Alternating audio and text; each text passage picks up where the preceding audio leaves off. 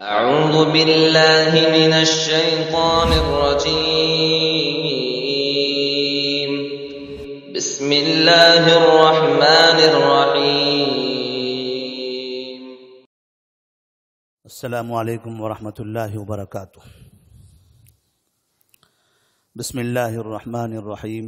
الحمد للہ رب العالمین والصلاة والسلام علی رسولہ الامین وعلى آلہ وصحبہ اجمعین ومن تبعہم بإحسان الى یوم الدین. اما بعد، فعن عبد اللہ بن بحینۃ رضی اللہ تعالی عنہ ان النبی صلی اللہ علیہ وسلم صلی بهم الظہر فقام في الركعتين الأوليين ولم يجلس فقام الناس معه حتى إذا قضى الصلاة وانتظر الناس تسليمه كبر وهو جالس وسجد سجدتين قبل أن يسلم ثم سلم. أخرجه السبعة وهذا لفظ البخاري. وفي رواية لمسلم يكبر في كل سجدة وهو جالس وسجد الناس معه مكان ما نسي من الجلوس. آج کی اس حدیث کا عنوان ہوگا نماز میں کسی بھول چوک پر سجدے سہو. اس سلسلے میں نبی کریم صلی اللہ علیہ وسلم کا اپنا ذاتی عمل اس حدیث میں بیان کیا گیا ہے. سجدے سہو، سجدہ تو ہم جانتے ہیں، اور سہو کا مطلب ہوتا ہے بھولنا. دوران نماز ہم بھول گئے، جو کام ہمیں جس ترتیب سے کرنا چاہیے تھا، رکوع ہے، سجدہ ہے، قیام ہے، اس ترتیب میں کہیں ہم بھول گئے اور ذہن ہمارا غافل ہو گیا، دل کسی اور جانب متوجہ ہو گیا، تو اس کو سہو کہا جاتا ہے. تو نماز میں اگر غلطی ہوتی ہے، بھول چوک ہو جاتی ہے، تو اس کی تلافی کے لیے سجدہ کیا جاتا ہے. اور یہ سجدہ دو ہوتے ہیں. ایک سجدہ اس میں کافی نہیں ہے، بلکہ دو سجدے کرنے ہوں گے. تو سجدے سہو کے اندر دو سجدے ہیں. ایک مسئلہ یہاں پر یہ سمجھ میں آتا ہے کہ اسلام نے مسلمانوں کی غلطیوں پر ان کی تلافی کے لیے اسی جگہ ایک آسان راستہ متعین کر رکھا ہے کہ تاکہ وہ اپنی غلطی کی تلافی کر لے. نماز میں غلطی ہو اور ہم اس کی تلافی کے لیے باہر پھرتے رہیں، کیا کرنا چاہیے، میری نماز میں غلطی ہو گئی، لوگوں سے ادھر ادھر پوچھتے بیٹھیں مجھے کیا دینا ہے، کیا صدقہ کرنا ہے، کیا روزے رکھنا ہے. ایسا کچھ بھی نہیں ہے. جہاں غلطی ہو رہی ہے اسلام نے اس مسئلے کو اتنا آسان کر دیا کہ اس کی تلافی اسی جگہ بتا دی. اس کو کہتے ہیں کہ درست وقت میں یا صحیح وقت میں درست فیصلہ. جہاں غلطی ہو وہیں اس کا فیصلہ بھی ہو جائے تو آدمی کو اطمینان بھی ہوتا ہے. کسی غلطی کی تلافی کے لیے اگر آدمی کو بھٹکتے رہنا پھرے، بار بار لوگوں سے پوچھتے رہنا پھرے، تو یا تو آدمی غلطی کرتا جائے گا، پوچھے گا ہی نہیں، تلافی نہیں کرے گا، کیونکہ اس کی تلافی کا راستہ بہت لمبا ہے. یا پھر آدمی تلافی کرتے کرتے پریشان ہو جائے گا. دوران نماز غلطی ہو گئی تو سلام پھیرنے سے پہلے جس جگہ بیٹھے ہیں اسی جگہ اس کی تلافی بھی ہو جائے تو آدمی کو نماز کے آخر میں اطمینان ہو جاتا ہے کہ میری نماز درست ہو گئی، اب میں اپنی نماز سے فارغ ہو گیا. اسے اللہ سے امید ہوتی ہے کہ اللہ تبارک و تعالیٰ نے اس کی نماز قبول کر لی. تو اسلام نے ایک بہترین طریقہ ہمیں یہ عطا فرمایا ہے. دوسری بات کہ غلطیوں پر تلافی یا غلطیوں پر توبہ غلطیوں کا ازالہ یہ اللہ تبارک و تعالیٰ کی جانب سے ایک بڑی رحمت ہے۔ ایسا نہیں ہے کہ اگر آپ نے تجارت میں غلطی کیا تو معاف، سفر میں غلطی کیا تو معاف، کھانے پینے میں غلطی کیا تو معاف، لیکن مسجد میں آ کر نماز پڑھتے ہوئے غلطی کریں گے تو معاف نہیں۔ ایسا نہیں ہے، آپ نماز میں بھی غلطی کرو تب بھی معاف۔ جس جگہ پر بھی آپ غلطی کرو گے اللہ تبارک و تعالی وہاں پر آپ کی غلطی کو معاف کرنے کے لیے تیار ہے۔ نماز میں دھیان اللہ کی طرف ہوتا ہے، ذکر و اذکار ہیں، دعائیں ہیں، قرآن کی تلاوت ہے، رب کے حضور کھڑے ہوئے ہیں۔ اس کے باوجود بھی اگر ہمارا ذہن بھٹک جاتا ہے، پھر بھی ہم غلطی کر جاتے ہیں، تب بھی اللہ تبارک و تعالیٰ نے وہاں پر اس غلطی کی تلافی کا ایک بہترین خوبصورت راستہ ہمیں بتا دیا۔ جب ہم وہ حدیث پڑھیں گے تو ہمیں نبی کریم صلی اللہ علیہ وسلم کے اس عمل سے وہ اندازہ ہوگا کہ کیسی غلطی اور کیسے اس کی تلافی۔ عبداللہ بن بحینہ رضی اللہ تعالیٰ عنہ فرماتے ہیں کہ ان النبی صلی اللہ علیہ وسلم صلی بہم الظہر، نبی صلی اللہ علیہ وسلم نے لوگوں کو ظہر کی نماز پڑھائی۔ اب سجدے سہو، غلطی اور تلافی، نسیان بھول چوک اور اس کی تلافی، اس کا ازالہ، اس کے لیے نبی صلی اللہ علیہ وسلم کے عمل سے ہی بتایا جا رہا ہے کہ آپ صلی اللہ علیہ وسلم نے ظہر کی نماز پڑھائی، فقام فی الرکعتین الاولیین ولم یجلس، تو آپ پہلی 2 رکعت میں کھڑے ہو گئے، نہیں بیٹھے۔ پہلی رکعت ختم ہوگی تو ہم کھڑے رہیں گے، دوسری رکعت ہونے کے بعد ہم کو بیٹھنا ہے تاکہ ہم تشہد پڑھ سکیں۔ 4 رکعت ہوتی ہے ظہر کی نماز میں، 2 رکعت کے بعد ہم بیٹھتے ہیں، تشہد پڑھتے ہیں، پھر کھڑے ہوتے ہیں تیسری رکعت کے لیے۔ نبی صلی اللہ علیہ وسلم نے ظہر کی نماز پڑھائی تو آپ 2 رکعت پر نہیں بیٹھ سکے، آپ بھول گئے بیٹھنا اور آپ کھڑے ہو گئے۔ فقام الناس معه، پیچھے جو صحابہ نماز پڑھ رہے تھے وہ لوگ بھی آپ کے ساتھ کھڑے ہو گئے، تمام کے تمام صحابہ کھڑے ہو گئے، اور اس طرح سے نماز چلتے رہی۔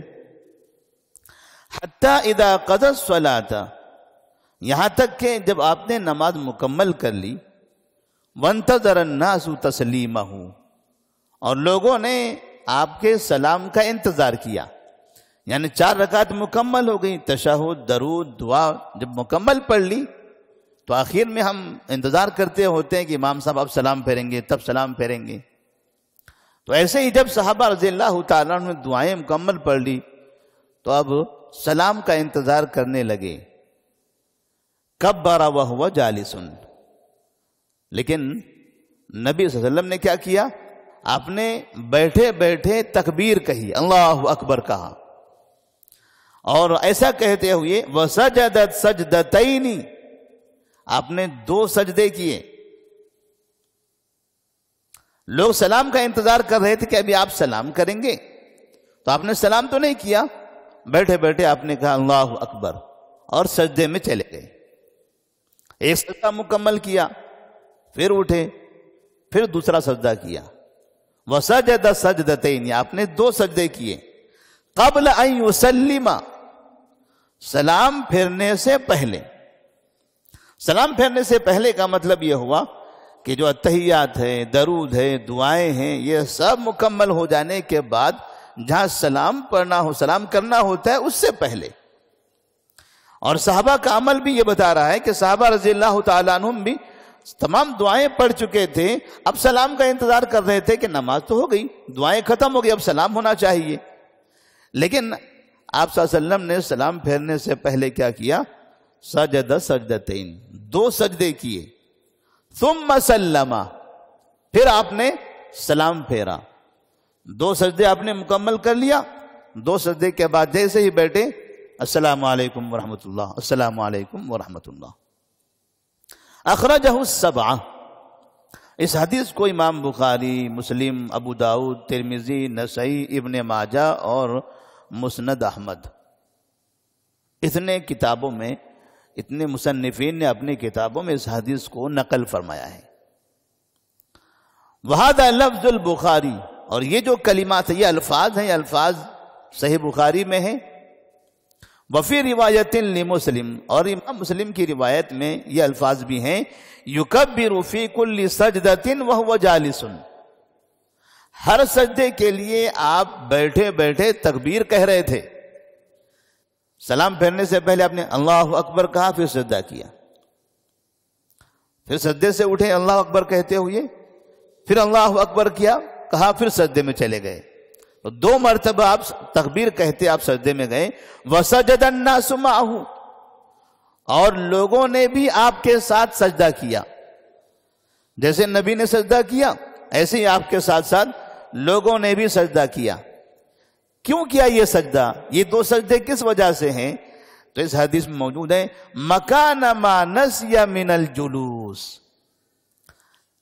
جو بیٹھنا بھول گئے تھے اس کے بدلے میں. 2 رکعت کے بعد جو تشہد میں بیٹھنا چاہیے تھا وہ بھول گئے تھے، اس کے بدلے میں آپ نے یہاں پر 2 سجدے کیا. تو اس سے ایک بات یہ سمجھ میں آئی کہ نبی کریم صلی اللہ علیہ وسلم نے اپنی زندگی میں نماز میں بعض مرتبہ ایسے آپ سے بھول ہوئی ہے، اور یہ نسیان، بھول ہونا، یہ بشریت کی علامت ہے. تو آپ صلی اللہ علیہ وسلم بشر ہیں، انسان ہیں، اور اس کا تذکرہ آپ نے خود کیا، انما انا بشر مثلکم، میں تمہارے جیسا انسان ہوں. انسا کما تنسون، جیسے تم لوگ بھولتے ہو ویسے میں بھی بھول جاتا ہوں، جیسے تم لوگ بھولتے ہو ویسے میں بھی بھول جاتا ہوں. فَإِذَا نَسِيتُ فَذَكِّرُونِ، لہذا اگر میں کبھی بھول جاؤں تو مجھے یاد دلاؤ. آپ نے فرمایا کہ اگر میں کبھی بھول جاؤں تو مجھے یاد دلاؤ. اس کا مطلب امام صاحب اگر کبھی نماز میں کسی جگہ بھول جائیں تو مقتدیوں کی ذمہ داری ہوتی ہے کہ وہ امام صاحب کو یاد دلائیں. ایک بات یہ بھی سمجھ میں آتی ہے کہ امام جو امامت کرتے ہیں ان سے بھول چوک ہو سکتی ہے. کبھی یہ نہ سمجھا جائے کہ امام صاحب نماز پڑھا رہے ہیں، ظہر کی نماز میں تشہد میں نہ بیٹھنا، ظاہر سی بات ہے یہ بڑی بھول ہے.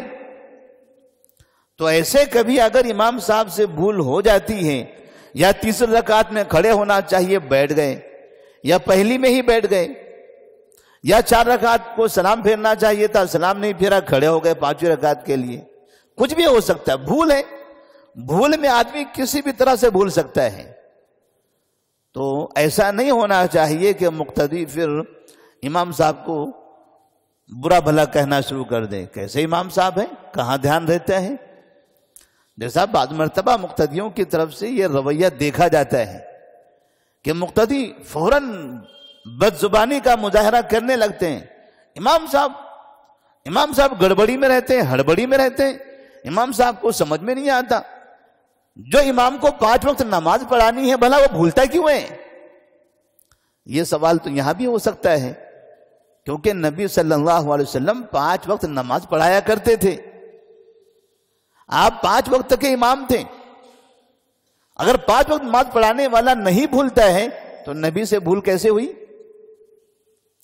اس کا مطلب یہ ہے کہ بشریت میں ایسی چیز ہے کہ آپ 5 وقت نہیں 1000 بار پڑھاؤ، دن بھر پڑھاتے رہ جاؤ تب بھی آپ بھولو گے.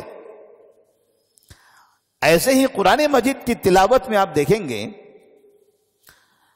قرآن آپ بار بار پڑھتے ہیں، جو حافظ قرآن ہوتے ہیں بار بار قرآن پڑھتے رہتے ہیں، بار بار پڑھتے رہتے ہیں. رمضان کے مہینے میں دن بھر میں 10 بار پورا پارا پڑھ لیتے ہیں. رمضان شروع ہونے سے 3-4 مہینے پہلے تک مسلسل پڑھتے رہتے ہیں، اور پھر نماز میں کھڑے ہو گئے تو پتا چلا آج نماز میں 4 غلطیاں ہو گئی. جب نماز سے پہلے سنا رہے تھے 4-5 لوگوں کو سنا دیا، کوئی غلطی نہیں. اور آپ کعبے کے اندر بھی دیکھ رہے ہیں، وہاں پر سدیس اور شریم جو بڑے مشہور امام ہوا کرتے تھے، ایک موجود ہیں دوسرے نہیں ہیں، تو ان سے بھی کئی بار غلطیاں ہوئی. جن کا کام سال بھر امامت کرنا ہے اور جن کی قرأت ساری دنیا سننے والی ہے، ساری دنیا ان کو دیکھ رہی ہے، سن رہی ہے، وہ بھی بھول رہے ہیں۔ اس کا مطلب یہ ہے کہ امام صاحب سے بھول ہو سکتی ہے، کبھی مقتدیوں کو امام صاحب کے بھولنے پر زبان کا غلط استعمال نہیں کرنا چاہیے۔ نبی کریم صلی اللہ علیہ وسلم یہاں بھول گئے تھے، اب اس بھول کا ازالہ کیسے ہوگا، بھول کی تلافی کیسے ہو، غلطی ہو گئی بھول سے، اس کی تلافی کیسے ہونی چاہیے؟ تو نبی کریم صلی اللہ علیہ وسلم نے نماز میں ہی اس کی تلافی کر کے بتا دی۔ کیا کیا آپ صلی اللہ علیہ وسلم نے؟ سلام پھیرنے سے پہلے آپ نے 2 سجدے کیے، بس 2 سجدے کے بعد سلام پھیر دیا، آپ کی غلطی کی بھول کی تلافی ہو گئی۔ یہ اتنا آسان، بہترین، خوبصورت طریقہ ہے۔ تو جب بھی ہم سے بھول ہو، ہم تنہا نماز پڑھتے ہیں، تنہا نماز پڑھتے پڑھتے بھی بھول جاتے ہیں۔ ایک بات اور یہ سمجھ میں آتی ہے کہ اگر دوران نماز آپ کا دماغ کہیں بھٹک جاتا ہے تو آپ یہ نہ سمجھیں کہ آپ کی نماز باطل ہو گئی، نماز خراب ہو گئی، ٹوٹ گئی، چلو آپ دوبارہ وضو کریں گے، دوبارہ نماز پڑھیں گے۔ ذہن ادھر ادھر جانا نہیں چاہیے۔ نماز پڑھتے پڑھتے آپ بازار میں چلے گئے، گھر میں چلے گئے، تو پتہ چلا کہ آپ کو ہوش آیا، آپ کہنے لگے میں نماز میں تو گھر چلا گیا تھا، چلیے نماز توڑ دیتے ہیں، پھر وضو کر کے آگے پھر پڑھتے ہیں۔ نہیں، اگر نماز میں ادھر ادھر ذہن بھٹک جانے سے نماز باطل ہو جاتی تو نبی کریم صلی اللہ علیہ وسلم یہاں پر 2 سجدے نہ کرتے، بلکہ آپ نئے سرے سے لوگوں کو کھڑا کر کہتے کہ چلو پھر سے نماز پڑھیں گے، میرا ذہن کہیں اور چلا گیا تھا، میں بھول گیا۔ تو نماز میں ذہن کسی اور جگہ جانے سے نماز باطل نہیں ہوتی ہے، نماز درست ہو جاتی ہے۔ لیکن کوشش کرتے رہنا چاہیے کہ ذکر و اذکار، تلاوت قرآن یہ پڑھتے ہوئے ذہن ادھر ادھر نہ بھٹکے۔ اللہ تبارک و تعالیٰ سے دعا ہے کہ اللہ تبارک و تعالیٰ ہم تمام کو نماز میں دھیان کے ساتھ اور دل جوئی کے ساتھ نماز ادا کرنے کی توفیق عطا فرمائے، اور جب غلطی ہو جائے تو سجدے سہو کا اہتمام کرنے کی توفیق دے۔ والسلام علیکم ورحمۃ اللہ وبرکاتہ۔